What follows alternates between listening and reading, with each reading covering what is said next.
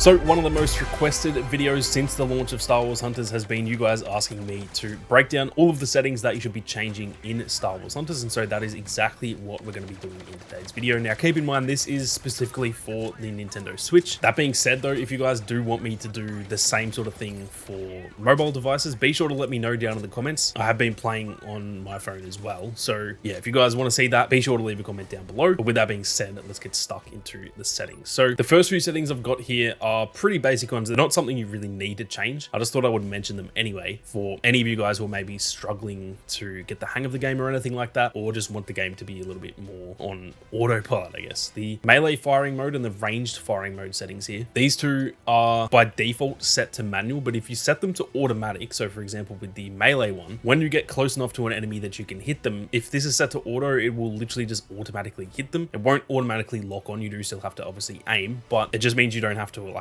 press the attack button. It literally just does it for you. And the same thing is for the ranged one. So if your crosshairs are over the enemy, and of course they are in your line of sight, then it will just automatically shoot your blaster at them. Again, you'll have to still stay on target and stuff, but it just does the shooting for you. So I think most people are going to want that set to manual. It's definitely how it is in every other game, but I thought I would just mention that for you guys. Some people might want that set to auto, and especially if you're playing on your phone, then it is definitely better set to auto in my opinion. But yeah, I just thought I would mention that one for you guys. Now for these settings, I don't really play with the gyro stuff, so unfortunately I don't really have any tips for those of you who are playing on the gyro. And then I haven't really changed any of the vibration settings either. Now, as for the sensitivity settings here, I have amped my sensitivity up just a little bit. I think it's set by default to those settings, but I've just amped it up a little bit. Surprisingly, not as much as I normally would. Usually I'd have it on like, I don't know, something around 1.5, but it feels pretty good at that point. So yeah, it's just worth testing out the sensitivity. Obviously what I have doesn't mean it's guaranteed to be best for all of you guys, but it is definitely worth playing around with the sensitivity. And then for the focused aim sensitivity, that just means when you're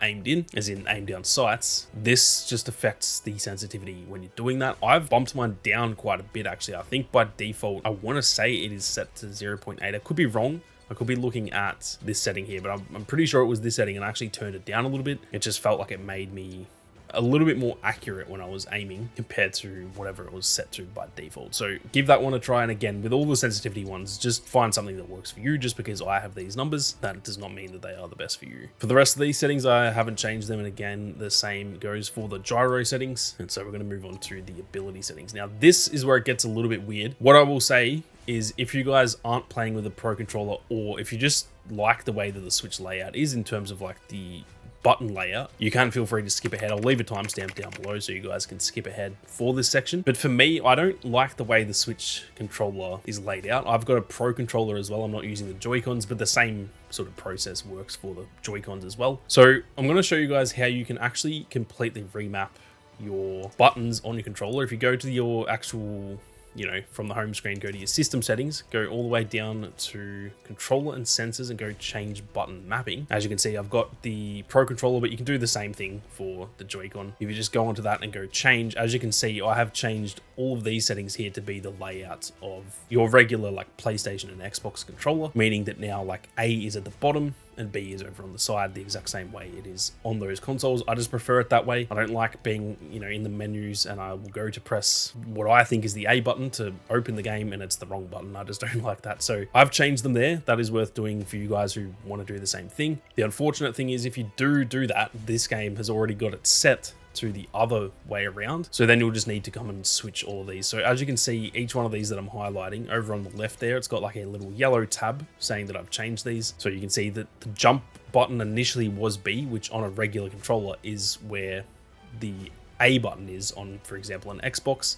and the X button on a PlayStation. So technically by default, these are all actually set to the regular layout of a regular controller, not so much the Switch controller. So again, you shouldn't really need to touch these unless you do the method that I just said, where you've actually changed the overall button layout on your actual controller itself. Now, what I'll also say about this one is that it's worth coming in and looking at these and just seeing if there's better layouts that you guys prefer. Just because the default settings are set a certain way, that doesn't mean they're necessarily the best. So it is worth coming in and just looking at, you know, the unfortunate thing is it's actually for each hunter. You've got to individually change this, but let's just say you don't like the button that the faux pull is mapped to, you can just come in and change these. So I thought I'd just mention that too. I don't have any specific settings you should be changing here, but I just thought it was worth mentioning that you can fully remap all your buttons. So if the controls feel a bit weird, a bit clunky to you guys, definitely come in here and just map them to essentially whatever you guys want. Now moving on to the interface, I've got two settings that I've changed here. The first one is the damage and healing numbers style. It is set by default to per hit. This will just mean that if, for example, your blaster deals 20 damage per shot, every time you hit an enemy, it'll just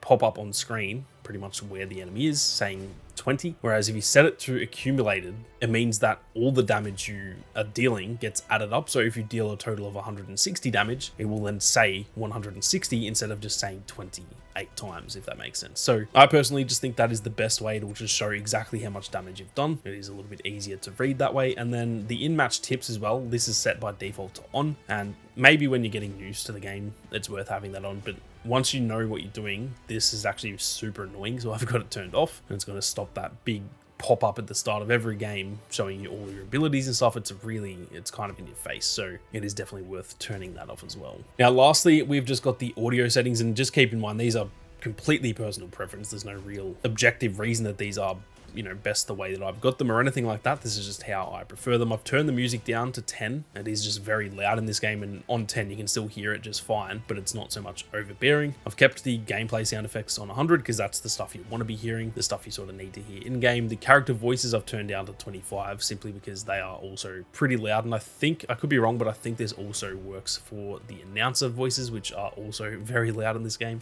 And then lastly, I've turned the ambient sound effects down to 50, which I think is stuff like just the crowd and stuff like that. And it may also, I'm not too sure if the announcers are tied to the character voices or the ambient sound effects. So I've also just turned this down. But yeah, that is how I've got my audio settings set up, just so that I can hear the stuff that I need to be hearing. All the other stuff, like the music, for example, the music in this game is cool, but I don't need to be hearing it at full volume because it is definitely a little bit overbearing. But anyway, that is it for all of the settings that I've changed and that I think are worth changing in Star Wars Hunters, specifically on the Switch. Now, like I said, if you guys want one of these videos for mobile devices, be sure to let me know down in the comments. I can definitely get on that when I get back next week. So be sure to leave a comment down below. If you guys are new to the channel, be sure to hit that subscribe button and turn on those notifications. There is plenty more Star Wars Hunters content on the way. But with that being said, thank you all very much for watching. You guys have a great day, and may the Force be with you always.